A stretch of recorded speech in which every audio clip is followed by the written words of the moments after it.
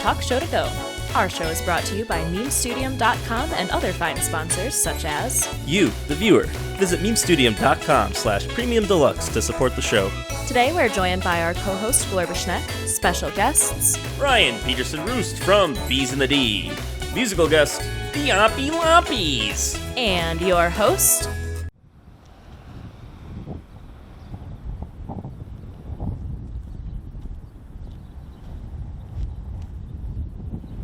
So, Madison, my camera op, caught the old 1 more than 18 virus, which I guess I can't say the full name because YouTube will punish that. So, today I'm on my own filming. Got Glor with me as always. Glor, be there? Glorb is always there. I need top tier quips today, Glor. Top tier quips. Glorbasnexk does not know what a quip is. I want these quips to be top tier. Glorb does not know what to say here. And in this next scene, I may or may not be wearing a beekeeper suit. We'll see. Find out in seconds. Or like literally frames. I'm in the suit. So, I am opening up the hive, and I just want to remind you, we want to do our best to stay off to the sides. Okay. We're going to be going down into these boxes. We have a cinder block up here because we're on top of an 8-story, 9-story building, and it gets pretty windy up here. And this smoke kind of just calms the bees. Why? Because... Cannabis smoke? No, it's not cannabis. They communicate in many different ways, and one is through smell. They'll let the other bees know I need backup, so they'll give off that pheromone. The smoke kind of masks that. A lot of times they'll get a full gut of honey with the smoke, and that kind of makes them more lethargic. Couch locked or something? Yeah, yep. That one bee is so intrigued by that camera. They don't like things that are black. Bruh. Listen to this cracking noise. Hear all that? Is that honey? No, it's actually called propolis. It seals everything. Scientists have been studying this propolis, and it is very antibacterial, antifungal. Oh, really? And so now actually some beekeepers will harvest it. As a selfish human being, why does keeping the bees alive actually help me? If you enjoy a rich, diverse diet of food...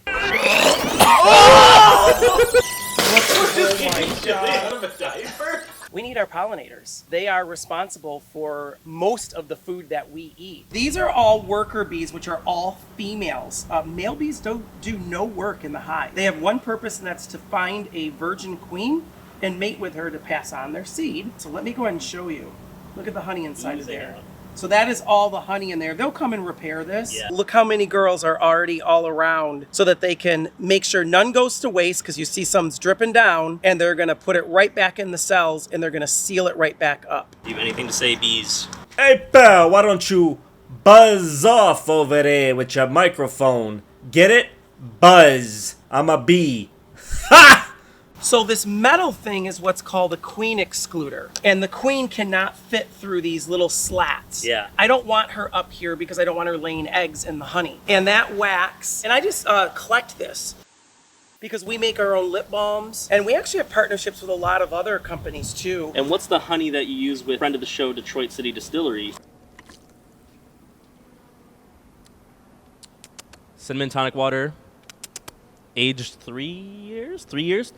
You're hired. Our relationship with Detroit City Distillery is amazing. We have 2 hives up on their roof, and then what we do is we put 55 gallons of our honey into a bourbon barrel. It ages in that barrel, and then we bottle it up. This last Black Friday, we had 500 bottles sold out in 2 hours. I was trying to get one, actually. Yeah, it was gone instantly. You're not tough enough for the game, kid.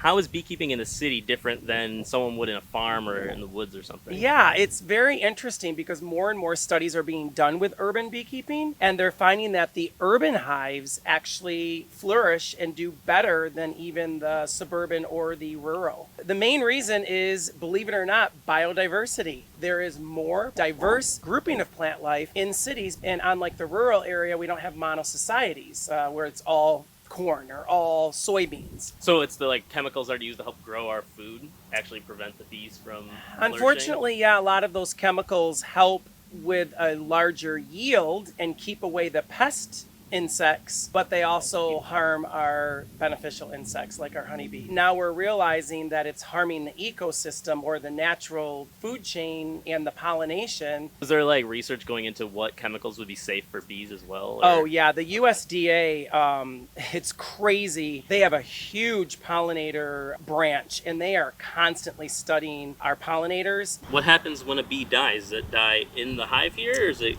go out to die? It's interesting. Great question. Most bees will leave the hive to die. They know they're close to death because bees keep a very clean hive. Bees that are dying don't want to die in the hive because that can bring in bacteria, mold, stuff like that. Sometimes some do die in the hive. And so there are bees in here whose job is called an undertaker. Oh, really? And they will take that dead bee, bring it to the door, fly, drop it, and then come back in. That's crazy. Glorbasnexk is also known as the Undertaker to some. Ever since I was a child, it's been my lifelong dream to be the first human being on the history of the planet to ever do a Pokemon card pack opening in front of a beehive. Thanks to Bees in the D, my dream, your dream, Glorb's dream will become a reality. Let's get into it. World premiere.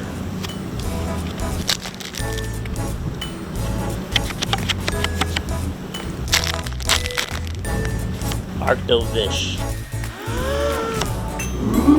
There we go. You got a bee.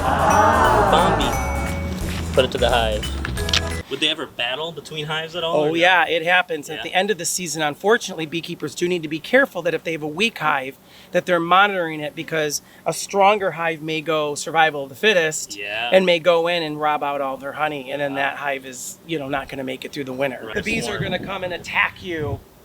How fast does a bee need to fly for me to feel it hit my shoe? So if you had to guess, how many times do you think you've been stung? We're dealing with well over 12 million bees, and to be stung a dozen times or so, that's pretty good odds. That's And, not bad and at all. usually when humans get stung by honeybees, that is, it's more on our end. Why do the bees buzz? What are your thoughts as a beekeeper on wasp and hornets? I usually say this when I do presentations with kids. Have you ever been blamed for something you didn't do? And of course, every kid has said, oh, yes, and it stinks. That's a honeybee's life every day. You have these insects that are in your face, not minding your personal bubble. People say these bees are awful. They're not bees at all. Those are wasps. They're yellow jackets. When, as you can see, we're sitting right here in front of the hive. They could care less that we're here. I get a few that are kind of lingering because I'm in their flight pattern. They haven't even really landed on me or come by me really at all. They're busy. Surprisingly. They're busy as a bee. It's not even really a question. So your full name is Brian Peterson-Roest,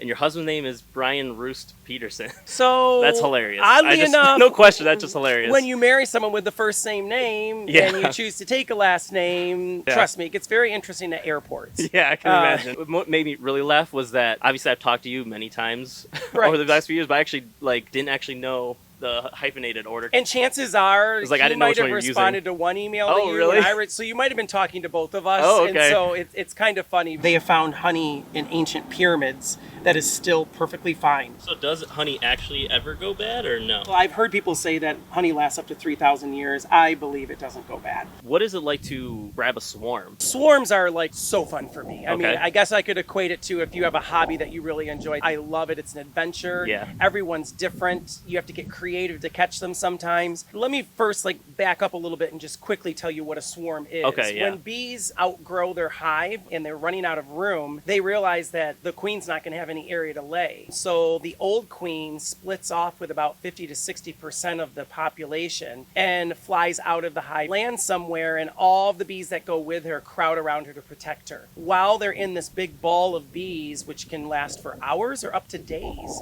scout bees are going out to find a new location. So when I go to capture it, I want to capture that swarm so that I can put them in a safe hive. And so it's very fun. Sometimes it's hanging from a tree. Sometimes it's on a wall. I've had it on a car. So is that like when the videos where people are holding bees and it's kind of like a liquid almost? Is that what Yeah, they're very docile in that state because they have a honey gut full of honey. Like what a they jackass. do is they take a pheromone or of the queen herself and put them in a spot, and then they all crowd They all around. crowd around. Oh, okay. I want to show you something. You see this gooey white stuff? That's called royal jelly. Can people eat that? People do eat it. It is not very tasty, trust me. Why I've is it so tasted it expensive? because it's really good for your skin. So it's actually more used in products like lotions. The queen, a fan of video podcasts. She's a very busy lady, and so I don't think she has time to talk. That bee movie was very fun. Actually, quite factual. Minus really? one thing. That they talk? Yeah, when And are sexually attracted to human beings? You saw the drone bees, which Yeah. are boy bees, and female bees, which are the workers, which are 95%. Uh-huh. Drone bees do no work like we've talked about in the hive. Yeah. And so for the movie to have a male as the main character that wants to be one of those super pollinators that goes out, not quite true. When we started this, I was like, you get a little bit of the fight or flight kicking in, but now that they're so chill, it's just, Yeah, it's and- kind of relaxing in a way. Oops, just that watching one's them. not going to go. That's what I love about our hive tours. People get to experience it and clear up some of those misconceptions. Right. And maybe even help their fears a little bit. Yeah. So what can an everyday person do to actually save the bees? Keep in mind, there's 450 species of bees in Michigan alone, and they're all hurting. One of the biggest things that you can do is avoid pesticides, avoid herbicides, the insecticides, and plant native flowers. And of course, support your local beekeepers. Help the beekeepers out that are, doing all this work to get you that raw, amazing honey. And any final thoughts on Bees in the D? What you guys got coming up? So if you want to see some of our fun events that are coming up, we are on social media at Okay. Bees in the D. And then on our webpage under events, we put all of our events there. So like I said, we have the honey sampling Yeah. coming up. We have some tours coming up where people can suit up like we are right Yeah. now and go in and experience the life of a hive like you got to experience. We got locked in the stair set. Can't escape. Brian's gonna go try to get us out. Pretty sure the mic, the handheld was down for the... Why am I so fucking white? That's not comfortable at all. How do I flip it? Look at those vans. Those are clean. Some fucking... Oh, that's straight up honey on my shoe. Ugh. Bee juice. Good episode overall. I think it would have been better with the camera person. So when Madison found out she had COVID, it was like Friday or Thursday night. Today's Sunday. So I knew it'd be short notice. I didn't want to reach out to anybody, and I thought it'd be fun to try to do it myself. Service elevator was down. So we went up to one floor, got locked in because it was a medical facility. So we had to walk up maybe 4 flights of stairs with all of our shit. And then on the way down, the doors locked us in, and so we got stuck. So if you want to see that photo, go to memestudium.com/premium deluxe. You're gonna see about everybody needs content nowadays. Everybody loves content. We will be right back. Now it's time for today's musical guest. Aampy Laampy, Albity Dip. You are a ditz that's about to get hit.